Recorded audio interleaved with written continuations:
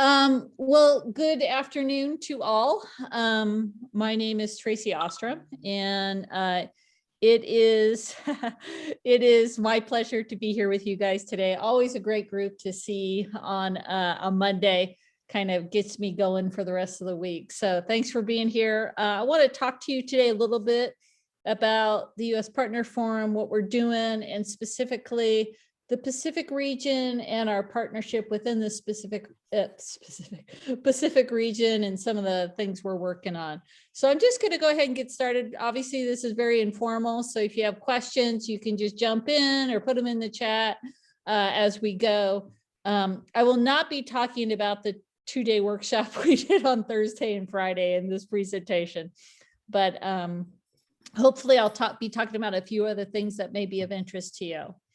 So we'll go ahead and just, I'll give you a little brief. Who am I? I want to talk about the Partner Forum and specifically the Pacific region and our notable GLOBE partners here. And then I wanted to share with you a little bit about what we're up to. So let's start. Please don't add the numbers up because you may be close to understanding how old I am at this point in time.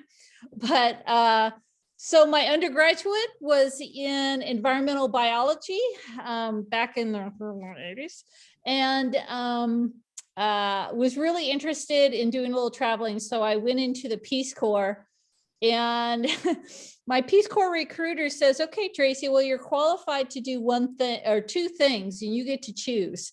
You can either be a fish cultivator, in other words, teaching local folks how to fish farm, raise fish, or you can teach biology and chemistry in an agricultural school. And both of these opportunities were in what's now called the Democratic Republic of the Congo, i.e. Zaire.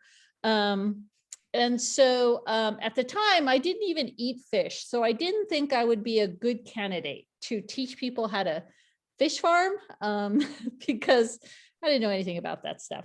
And of course, I didn't have any training in teaching either. I was a science, person. I counted bacterial cells for 24 hours in lab. And I did have, however, friends who had gone through the education major at Heidelberg, which is in Tiffin, Ohio. And I figured, well, that's about the closest thing I can come to. So I went in and I was a biology chemistry teacher in the Peace Corps, teaching 7th through 12th grade. I was in a very small village in a very remote location. And I think probably one of the things that I was like, about in that experience was that I had to teach nuclear chemistry. That was part of the curriculum for the 12th grade chemistry students. And it was really interesting to teach nuclear chemistry in a classroom that had no walls, and it had a thatched roof, and there was no electricity and no running water in the village. So teaching nuclear chemistry was really, really impactful, I'm sure, to those students. So came back from Peace Corps, and I worked in the environmental management field for 13 years. At that time, I went back and got my my master's degree in environmental management and worked mainly with hazardous waste management and soil and groundwater remediation. And that's when I kind of really opened my eyes to science in terms of soil and water, and really thought that I should have been a geologist because I really enjoyed that area quite a bit in my work. And I learned so much in those experiences that I had in environmental management. But what I realized as I was, going through the corporate ladder, that what I really enjoyed doing was training new, I'll call them young graduates out of undergrad positions or their studies. And so I really kind of had a deep dive into doing training, and I figured, wow, this is kind of like teaching. And so, make a long story short, I became a teacher, and I spent 17 years in education. And the last few years was when I was introduced by Svetlana to this program called GLOBE. And I'm like, oh, what's that? And so I was a GLOBE teacher about the last 4 years of 3 or 4 years of teaching. And I retired from the classroom and had the opportunity to work at UC Berkeley. And instead of being a teacher, being a support provider for teachers in the GLOBE program through the Globe Mission Earth grant, which is a grant offered by NASA. And we have our wonderful collaborators, including the University of Toledo, Tennessee State, and Boston University. And then our partnership was the WestEd UC Berkeley partnership. And so that's been my journey the last 6 years, doing support provider work and really trying to learn and be a part of the GLOBE program as much as possible. And I have a new chapter beginning in the fall at UC Davis here in the Sacramento area of California, where I'll be starting a PhD program in science learning and hopefully with emphasis of data literacy, which has kind of been a new thing for me. So that's kind of where I'm at right now, and feel like I'm just beginning. Every time I get a new arrow in here, it's a new beginning for me, which is really exciting and keeps life interesting. So yeah, just a little review. I was a GLOBE teacher at my school, implemented GLOBE in chemistry and biology classrooms and AP environmental science classroom. Joined the GLOBE partnership, the WestEd UC Berkeley partnership in 2015, and then just got really excited about training. Just really wanted to know as much as I possibly could about protocols and how to do all these protocols. And I was just so relieved that a lot of the work that I had done before, either in private industry or with my students, was very similar to the protocols in GLOBE. So I was really excited about that, and managed to do some master training at Purdue in 2018 during the NARM, when we had the NARM there. And I've been a part of the U.S. Partner Forum since 2018. A little bit about how GLOBE and I work together in my projects. I mentioned that I started as a GLOBE teacher. And so I was with a program through an NSF grant that Svetlana, when I said she introduced me to GLOBE, this is how she introduced me, through the GLOBE CAP program. And then obviously right now we're with Globe Mission Earth and doing a lot of great stuff there. But also branched and spread out to a few other grants. We work with, or I work in a GLOBE program with Earth Team called Eclipse, and that's an after-school internship program. And then this summer we'll be starting our first year in an NSF grant to engage students in a summer internship. It's called GLOBE Youth Geoscientists, and we're recruiting right now for that program, and really excited to be a part of different aspects, both formal and informal, in terms of GLOBE. So a little bit about the U.S. Partner Forum. If you are not sure about who we are and what we do, this is a list. You can find a few of us here today that are on this list. But we have different regions within the U.S. and each region has a partner. We also have a U.S. Partner Forum member at large, which is Joni at Bowling Green State University. And Tina Hart is our NASA representative she's at NASA Langley. So we work really well together as a team. Tony Murphy and Allison is at NASA is also a part of our team, as well as Jen. Okay. So a little bit about the U.S. Partner Forum, some of the work that we've been involved with and will continue to be involved with. We are strong supporters in the development and implementation coordination of the NARM with GIO.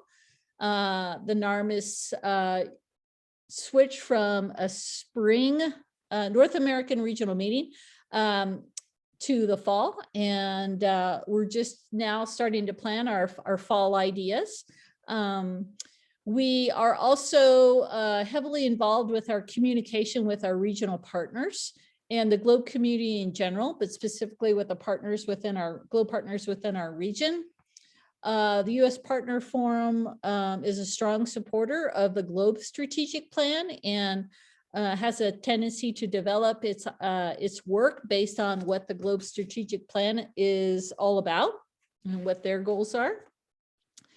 And, you know, we've had various subcommittee meetings. I know some of you have either had subcommittees or been a part of subcommittees within the U.S. Partner Forum. We are hopeful to continue with our subcommittee on partner onboarding this year.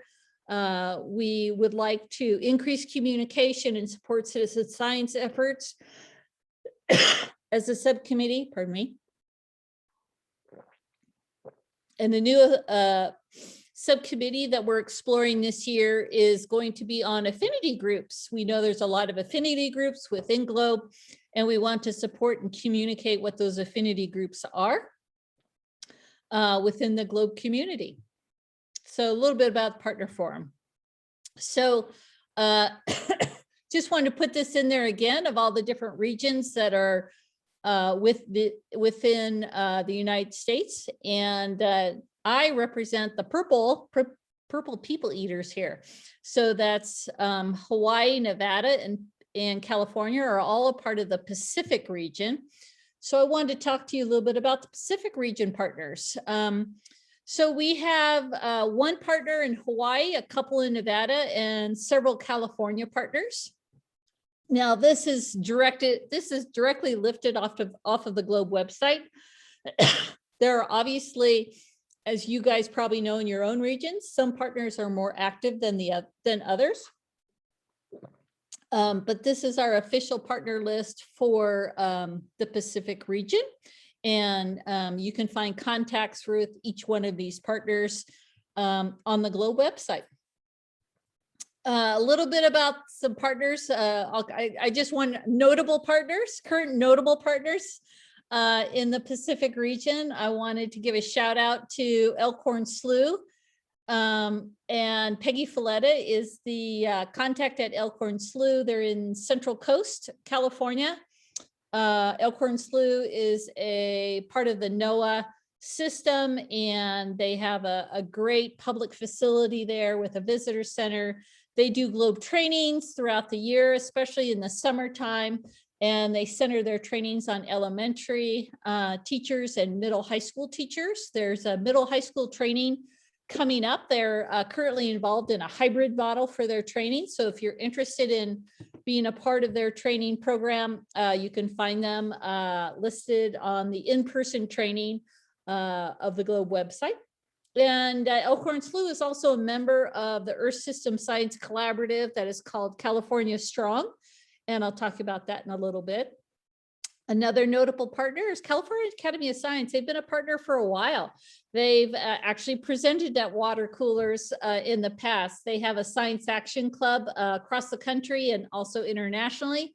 And their main focus is on the Clouds Protocol. And Rachel is a great connection with California Academy of Sciences.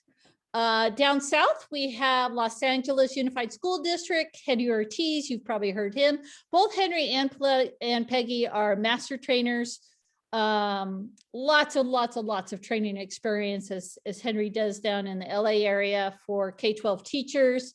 He's also a strong supporter of the Student Research Symposium, which we're really excited to get started again next year in person, cross our fingers. And you may be familiar with Henry as he hosted the 2015 GLOBE annual meeting down in LA. A couple more notable partners within the Pacific region include NASA Jet Propulsion Lab, and Peter Falcon and Kay Ferrari are our contacts there. Lots of international K-12 U.S. trainings, local support provider. Peter's heavily involved with the Trees Around the World, or maybe it's Trees Around the Globe campaign. Anyway, Kay is the coordinator for the Solar Ambassadors. So if you know of a need for, and they are across the country, there's more than 3,000 of them, I believe. And they've gone through some GLOBE training. And they are great support fighters. They'll Zoom into classrooms or do in person when and if we get to that point next fall, presentations to both formal and informal educational settings. And JPL is also a member of the Earth System Science Collaborative, California Strong. Also down south is LA County Libraries. Vivian Bird is contact there. They had a great opportunity to train LA County librarians. Henry, Peggy, myself, and Peter were all a part of that training program down south. And after that training program, which I believe was a couple years ago, they provided after-school programs to students in LA County using GLOBE protocols. They had different kits for different types of programs that they were running, kind of like a lending library, for lack of better words. It's been a little curtailed due to COVID-19, as you can imagine, but they do have a strong program that they hope to reinvigorate once they can get back to in-person meetings with students. And then last but not least is the WestEd UC Berkeley GLOBE Partnership, coordinated by Svetlana Darsh, my colleague at WestEd, and myself at UC Berkeley. Some of the highlights of our program is training for K-12 teachers. And when I mean training, I don't mean just GLOBE protocols, but professional learning opportunities in a variety of different aspects with teachers. I'll talk a little bit about that later as well. We are a partner of the GLOBE Mission Earth program, as I mentioned earlier, as well as the Eclipse program that is coordinated by Earth Team. And I mentioned earlier this GLOBE Youth Geoscience program, scientist program with the Lawrence Hall of Science here at Berkeley, which was the location of the NARM a couple years ago, if you went there. And again, we are members of the Earth System Science Collaborative, California Strong. Okay, so a little bit about some of our notables. One thing that is important for our region is to continue to add GLOBE partners. And we have two organizations, San Francisco Bay NER, which is the equivalent to what Peggy is doing at Elkhorn Slough. And we're working with Matt Ferner in this program. And they are also part of the California Strong Collaborative and LA Office of Outdoor and Environmental Education. And Jerry is the director of this program. And I feel like these are two strong candidates for GLOBE partners. And I believe it's the platform of having this collaborative and working with them on their programs and collectively a program that we all work on that really helps engage them in GLOBE and spreading Earth System science to their communities. And then the other obviously really important piece is you saw quite a few of those GLOBE partners in the Pacific region listen, and we really would like to provide opportunities to re-engage GLOBE partnerships. And one way is this collaborative opportunity, if we can figure out how to engage partners or re-engage partners by providing opportunities for them to participate and have that support feature, then we feel like it could be a really good fit. Some communication goals that we have for our region include the newsletter. So if your regional representative you receive a newsletter from your regional representative on, I believe, a quarterly basis, please open it up and find out what's going on in your region. And also, we want to encourage you to be a part of those newsletters and communicating to your regional representative at the U.S. Partner Forum what your aspirations are for your program, or what you would like to, if there's a collaboration opportunity, please let your regional representative know. And we also use those newsletters to encourage our partners in our region to participate in GLOBE events, whether they're campaigns or annual meetings or the NARM. And we also want to create, like I said, regional opportunities to engage or re-engage partners to collaborate together to support one another in the GLOBE program and implementation of GLOBE in their with their communities. Okay, so a little bit about what we're up to as a region. We have a strong presence in the Trees Around the World or Trees Around the Globe campaign led by Peter Falcon. We have lots of trainings that are just dependent on what time of year and what crowd we're working with. Like I said earlier, Elkhorn Slough has a training coming up in June. But you can see training opportunities from basically these 4 partners within our region. We also are working on a virtual student symposium for K-12 STEM projects, not just GLOBE, but it could be an engineering project or a coding project. So we're working with, as a collaborative, we're working on a GLOBE virtual symposium that will be at the end of April, beginning of May, all virtual. And then obviously I mentioned our California Strong Collaborative. This is through an engagement with UCAR in Boulder, and that is to support and spread Earth System Sciences through GLOBE to as many of our community members as possible. What are we doing on time? Okay. A little bit more about our collaborative. This is just something we created, word cloud. You can see all the different players that are part of the collaborative. We meet every 3 weeks, and each one of our entities has something going on. So we strategize on how we can support one another. But also, as I said earlier, collectively, our collaborative is working together in the virtual symposium coming up at the end of the month. And a little bit about our partnerships, the WestEd UC Berkeley partnership focus through distance learning. There's probably 3 main areas that we've had to shift gears on this past year.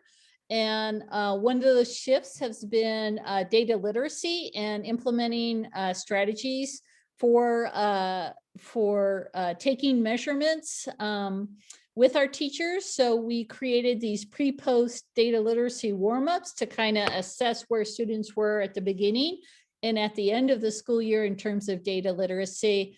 Like I said, we created some other strategies for teachers to implement, and we shared these strategies with the teachers that we work with, including some online data entry forms for students, as it was a tool in which they could organize the data that they're collecting at home. We also worked on increasing subject matter experts into the classrooms. We really had some strong success first semester in engaging STEM professionals with students, either on a small group basis, classroom-wide basis, or one-on-one basis. And a few of the folks that I want to give a shout out to are our scientists at NASA Langley, who literally met with students in our region at all hours of the day and evening to present. We also had representation on a couple of our subject matter expert mentors with NASA Ames. Some of you might remember Brian Peterson if you went to the Detroit annual meeting. He's the bee guy. And he actually, one of our students did a senior project on bees. So we connected Brian with that student as a mentor. And then our very own Larissa also mentored a student who did work on climate change and artificial intelligence. And it was actually this water cooler and listening to Larissa and what she did that inspired me to connect her to a student that was working on a project for one of the schools that we work with. So great experiences both for us as support providers and for our students. And the third main way in which we kind of shifted our work was the development of atmosphere, hydrosphere, and biosphere student toolkits that we actually put in the hands of students. We had created about 630 toolkits, and I believe that we distributed well over 500 of them at any given time. 500 toolkits were out and in the hands of students to collect data. And our goal of these two toolkits were to help support urban heat island campaigns. So our atmosphere toolkit had a cloud chart, infrared thermometer, and an air thermometer, a liquid filled thermometer. Our hydrosphere toolkit was built to support the water bodies campaign. So it had pH paper and a thermometer. And our biosphere toolkit had a clinometer for, again, in support of the trees campaign that continues to go on during the school year. And it was really an idea to get science, even more so, it was important to get these toolkits in the hands of students so that they could practice science at home due to distance learning. So we'll have more about this success. We still have toolkits out right now, and we're still, we'll be evaluating the effectiveness of the toolkits and the subject matter experts and the data literacy pieces at the end of the school year, and hopefully have some fun feedback for you guys. I also wanted to point out that another part of our shift for distance learning was the focus on DEIA. As you all probably know, this is a fairly new task force within GLOBE to increase diversity, equity, and inclusion awareness within the GLOBE community and practice DEIA principles within the GLOBE community. So we decided to set up a professional learning opportunity for GLOBE Mission Earth teachers. And this is a 5-part series. It's 1 day around, well, for Pacific time, it's around noontime. And our 5 topics of our DEI workshop will include an initial workshop goals. And this is really going to be participant driven. We're asking participants to really be a part of the discussion, and it's not a webinar where you just sit and listen. The second workshop will be about successes and challenges and looking at those pre-surveys and like, what is it all about in the classroom? Our third workshop on May 7th, we'll have a panel discussion on DEIA and K-12 education. We have 3 different specialists that will be talking about their personal experiences with DEIA in their careers and K-12 education. On the 14th, we're focusing on DEIA artifacts that can connect with students. And so we're going to be asking our participants to share an artifact with one another. And then the last day is actually on a Saturday. All these days are Fridays, and the last day is on a Saturday. And we're going to just wrap up, do some next steps, and work on some SMART goals with our participants. So we're really hopeful. We've got some fun stuff lined up and working on the organization for a few months now. Our facilitator, Josette Neal DeStanton, will be leading this effort. She was a part of the initial DEI task force with GLOBE, still is a member of the DEI task force with GLOBE. So, and also a former GLOBE teacher. So that is the skinny. I think that was probably good enough. We've got about 10 minutes to go here. So I am on the GLOBE website, and feel free to contact me if you have any questions or comments or anything you want to discuss now. I'm certainly available for.